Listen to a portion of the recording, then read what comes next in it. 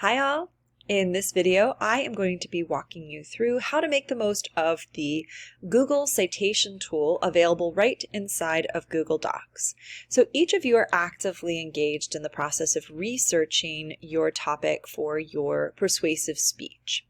Now, that's going to mean that we are going through the internet and we're using scholarly databases to cultivate a list of sources that we can use to support the argument at the core of our speech. Now, long gone are the days, thankfully, of having to record any of this down on paper or even having to hand type up your works cited page or your references page. Thank goodness our technology is constantly evolving, and one of the features of Google Docs that has just made really impressive improvement over the last few years is the Google Citations tool. So let me go ahead and give you the rundown of how we are going to make use of this for our current project. First thing you need to know is where to access it. So each of you should be working within our research and pre-writing document. With that document open, you're going to go up to your menu bar and select Tools and drag down to Citations. That's going to pop up this nice little sidebar here. You do have the option to select between MLA, APA, or Chicago style. For this particular project, we're working with APA, and then the next button that you would press would be Add Citation Source.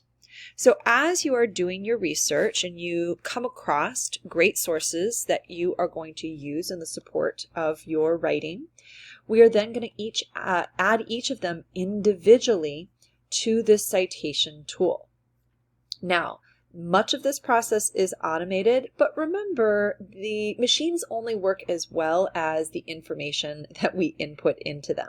So I want to also remind you that this is a process that definitely still requires our human intuition and perseverance. It's very, very important when it comes to citations that we provide all of the information about a source that we have access to. Even if we have an option to just insert a URL and have the computer pull the information it can find, a lot of times there will be missing pieces of information that will require us to manually input it. So just be aware that this is not always as easy as the click of a button. We want to make sure that we're also doing our human due diligence as well. So I'm going to go ahead and put my cursor here in my source number one.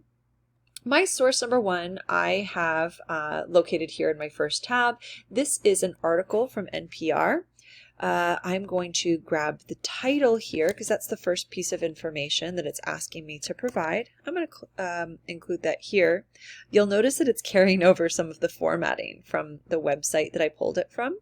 So in order to remove that formatting, you're going to highlight it, and then you're going to click this little button that says T with a slash through it. You'll notice that then removes some of that funky formatting and looks a little less crazy inside of your doc. We also want to make sure that we can return to any sources that we use. So we want to make sure that we're grabbing either the URL or what we call the permalink.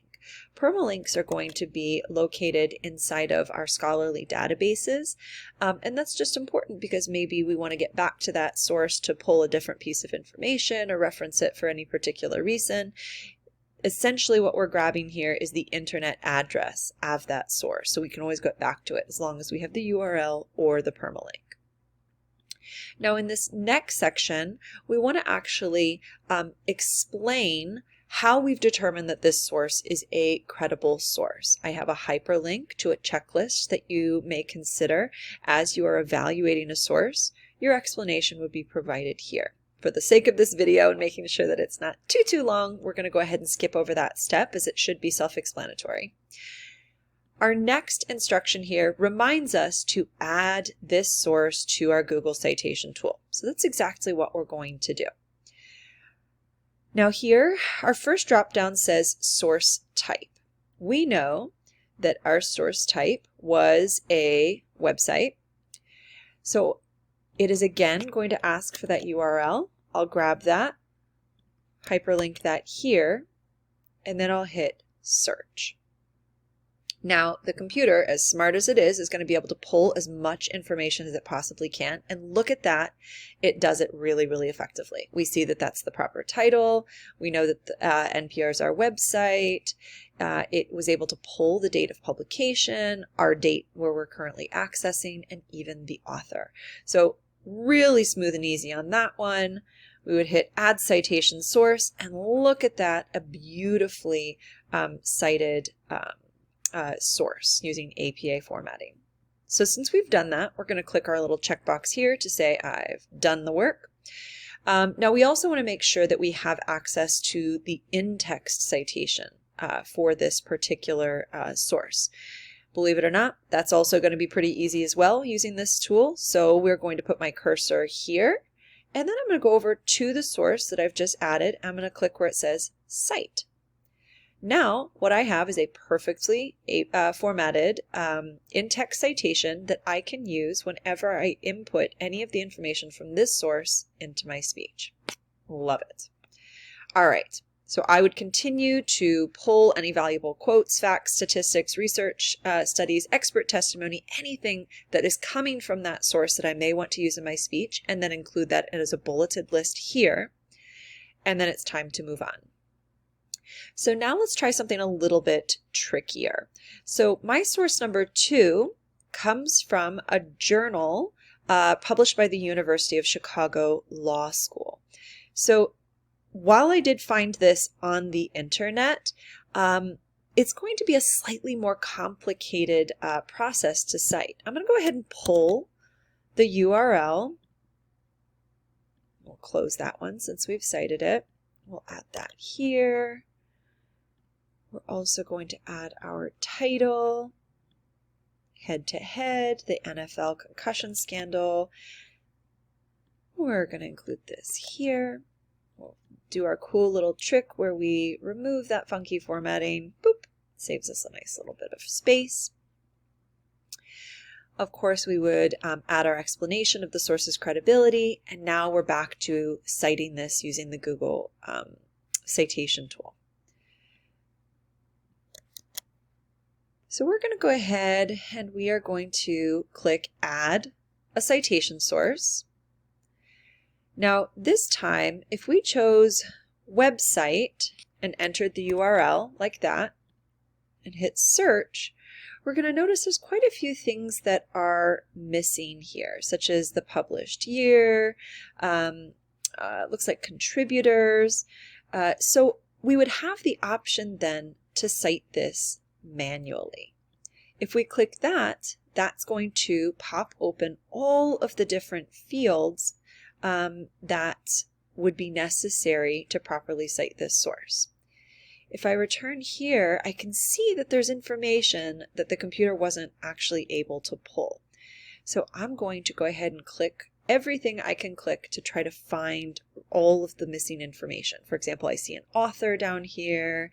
Here I can see the name of the publication, but I also have access to the volume number, the article number, all that good stuff. So I'm actually going to go back and I'm going to backtrack a tiny little bit. I see that this is in fact a journal article, so I'm going to adjust my source type. It was indeed accessed through a website. So here I'm going to now begin manually inputting that information.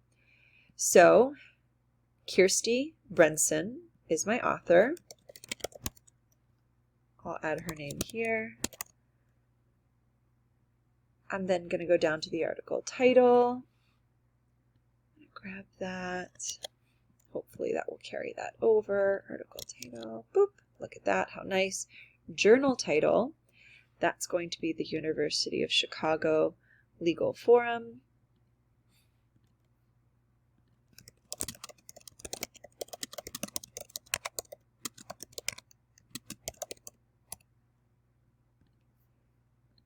Looks like volume 2017, article 23.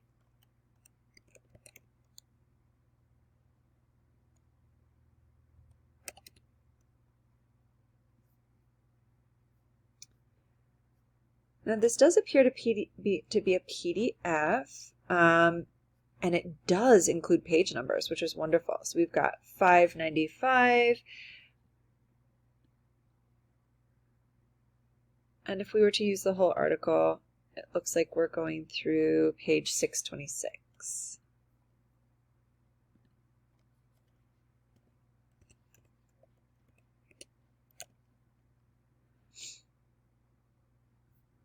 All right, so now we're going back up to the top. Now we're looking for publication date. Looks like 2018. We'd want to do our due diligence to see if we have a day and month. I'm skimming and scanning and not finding anything.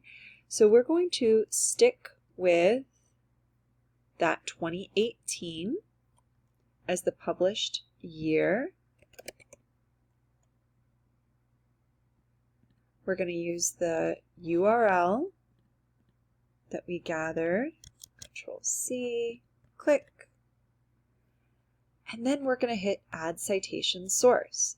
Now we can definitely say with full confidence that we have done our due diligence and gathered all of the information necessary, even though we had the option to just use the URL and let the computer pull stuff. This is going to be far more accurate. So our credibility as a researcher is going up.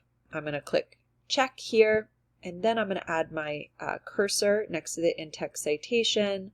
I'm going to click Cite.